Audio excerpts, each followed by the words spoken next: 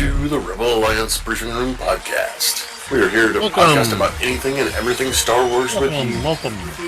Please visit our website where you can play current and past episodes. So that's https://RABR.KaileJohansson.us. That's RABR.KaileJohansson.us. On the left-hand side is a navigation menu. You can use this to learn how to load the Rebel Alliance Briefing Room podcast on your Android or Apple phone and tablet. And we have direct links to our podcast on Apple and Google Podcasts. Please participate by connecting to our social media, answering questions of the week, or submitting feedback directly from the site.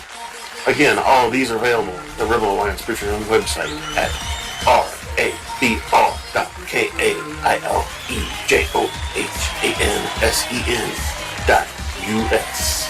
And now, it's time to talk Star Wars.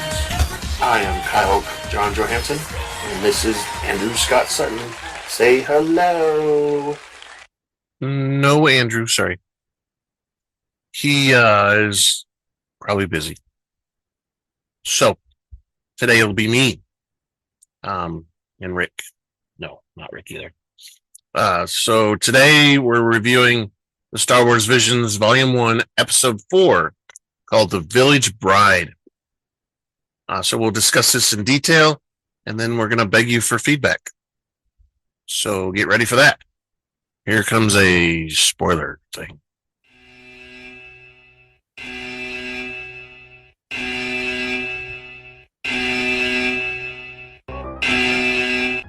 Spoiler alert. Danger. You're about to be spoiled. This is your spoiler alert.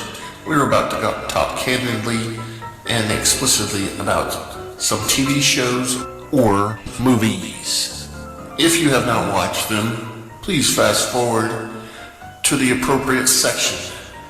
You will not be warned again because you will be spoiled.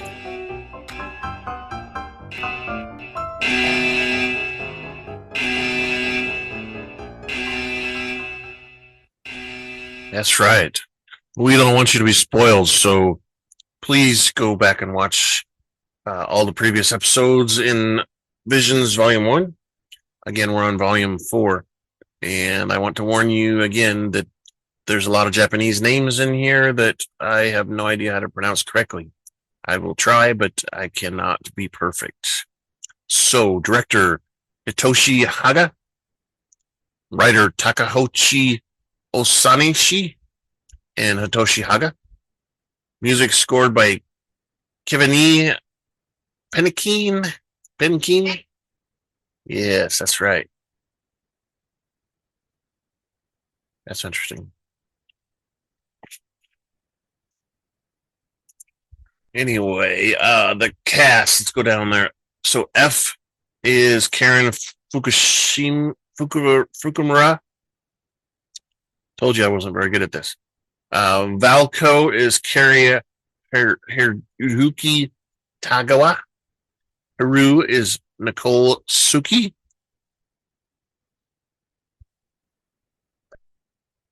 Sorry, I'm looking at something here. There we go. Ashu is Christorpher Sean. Saku and a villager is Stephanie Sheh. Izuma is Andrew Kishino. A guard and a villager are Neil Kaplan. Another guard is J.P. Karkiak. The village chief and a villager is Joe Ochman. Battle droids and villagers are Matthew Wood. A villager is Matthew Sinternklaas. Jedi and a villager are Eva Kaminsky. Another Jedi and villager are Adam Sietz. And a third Jedi and villager are Patrick Sietz. Wonder if they're related, huh?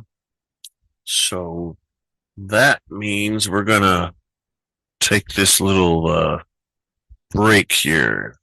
Take care of our dough. And now, a word from our sponsors.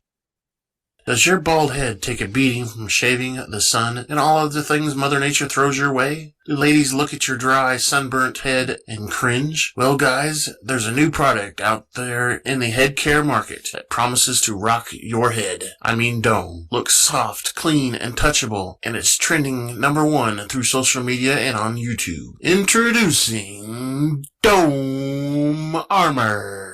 It conditions with moisturizers like coconut oil and shea butter, protects with sunscreen up to SPF 45, and enhances your already sexy dome into an irresistible hands-on experience. Keep your head, dome, safe and protected. Get Dome Armor. Now available in fresh bacon scent. Sure to get the ladies to come running in fine stores like Walmart and Lowe's. Oh, and for those still struggling with minor hair loss, try Grow Gain. This product will refresh, revitalize, and regrow hair on your dome.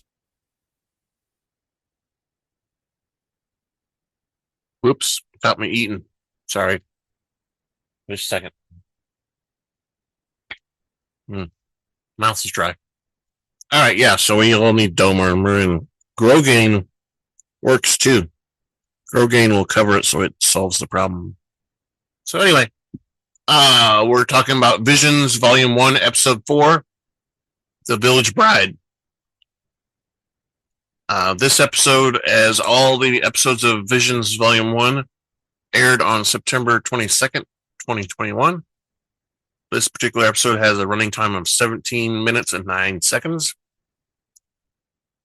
And it's during Star Wars time of 19 before the Battle of Yavin. So, that means it's time to grab your favorite beverage, pull up a chair, and join us in the Rebel Alliance briefing room.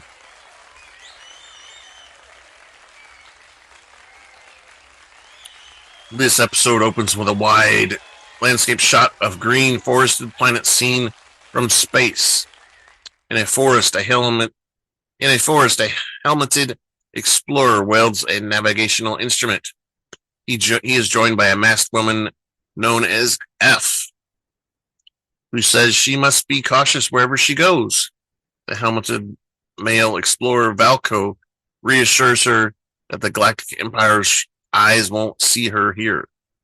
When she asks if he has finished exploring the planet, she says not yet and that it is too interesting.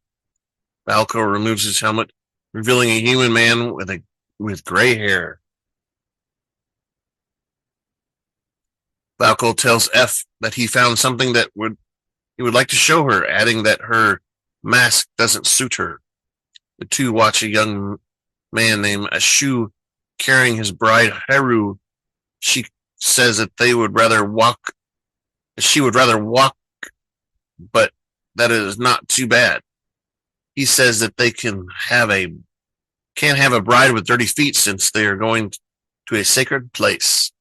Haru wishes that her parents could see her here they could be here to see her during this.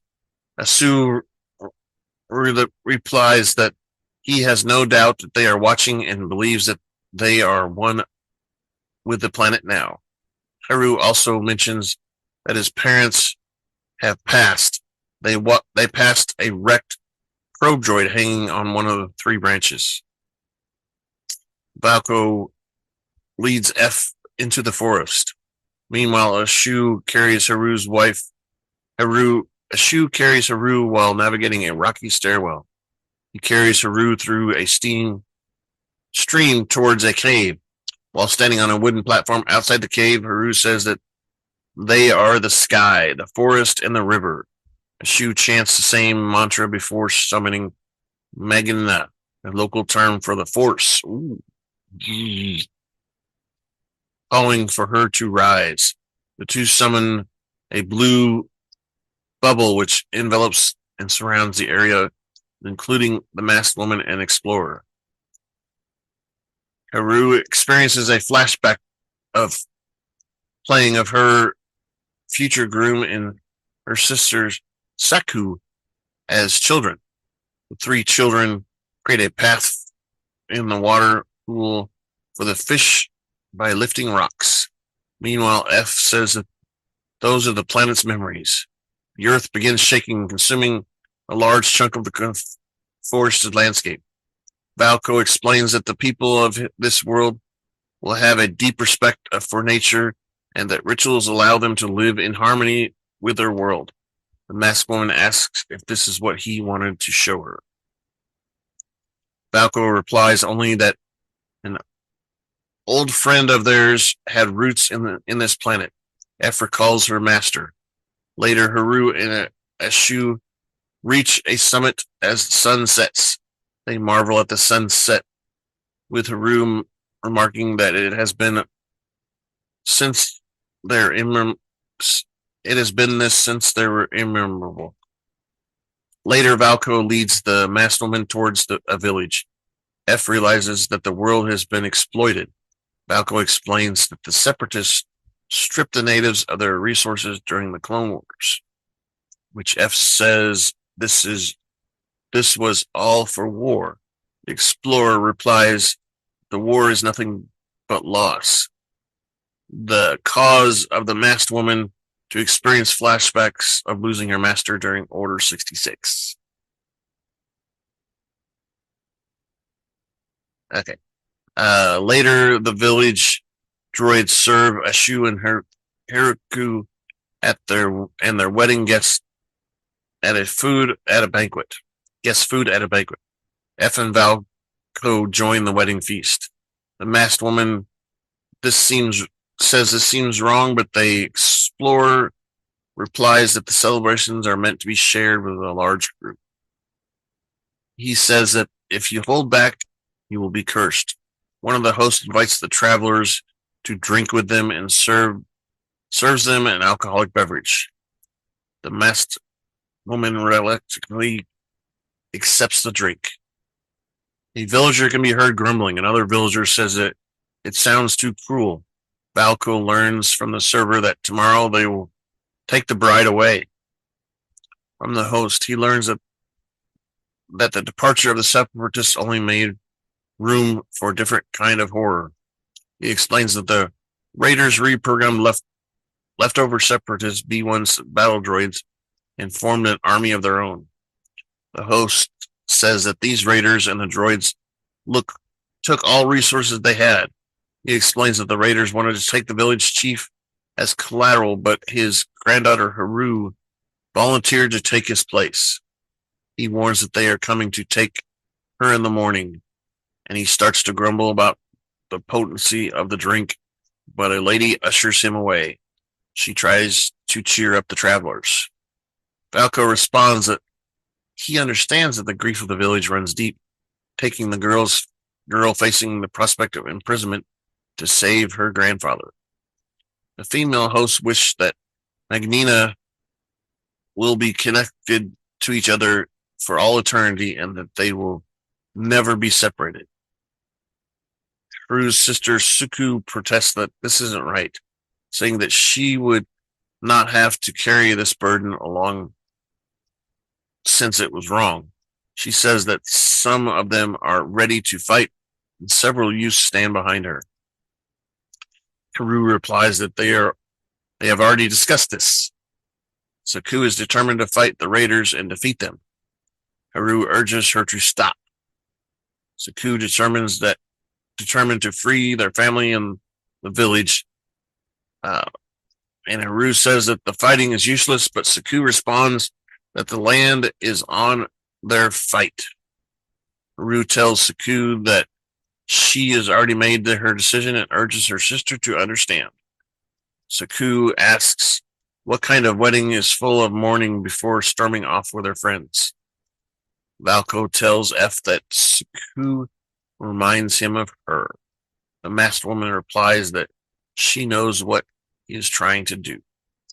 Valco says that it is not as if he cares about her code and asks why he should pretend to. Later that night, the masked woman F meditates in the Force and levitates a stone.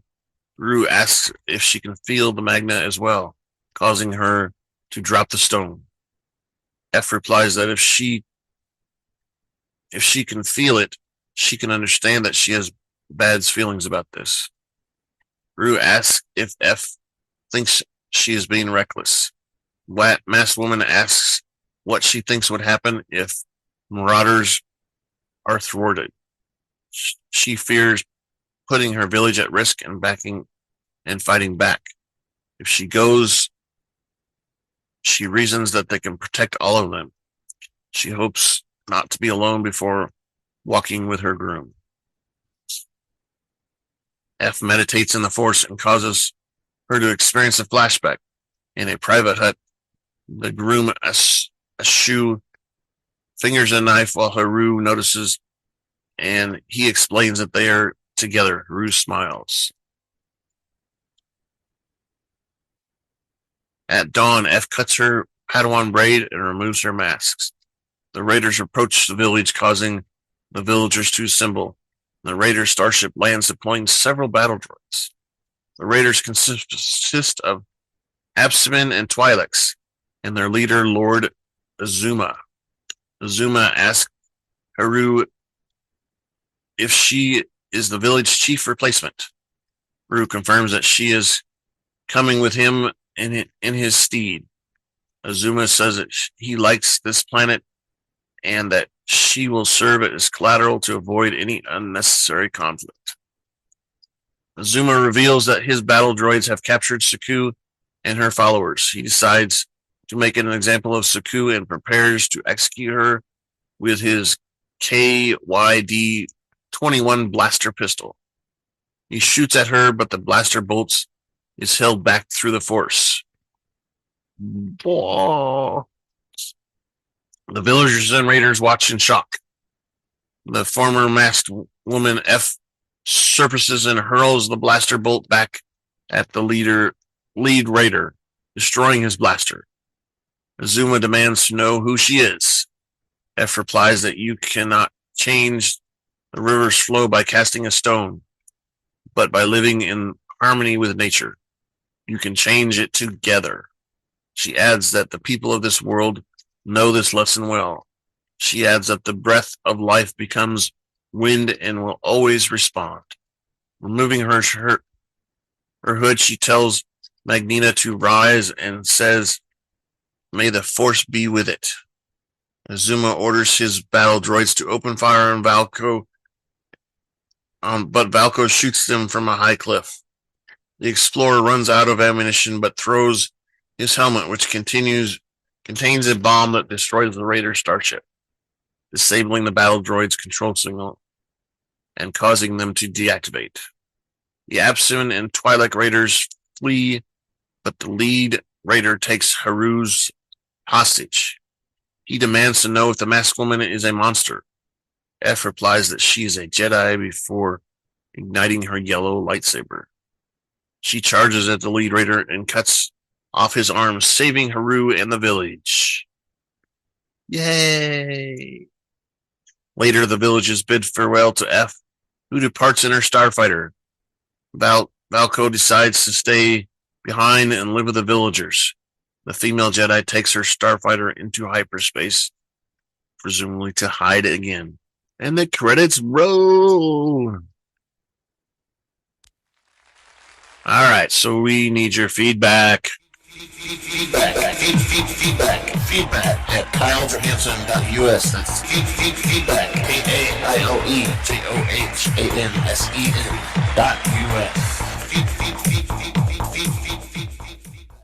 That's right, feedback at that email address. If you want to send a video with it, that's great. We'll take it. Just remember, attachments likely can only be certain sizes for certain email accounts. I would say try to keep it under 20 megabytes or less. I think Gmail will accept attachments up to 35 megabytes, maybe.